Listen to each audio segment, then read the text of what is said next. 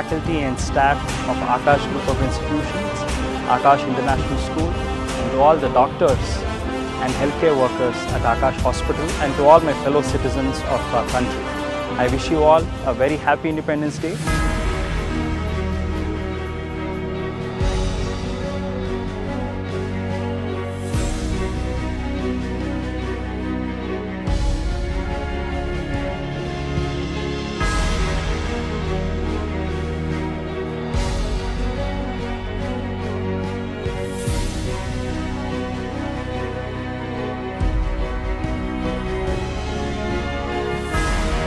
Today marks the 78th Independence Day.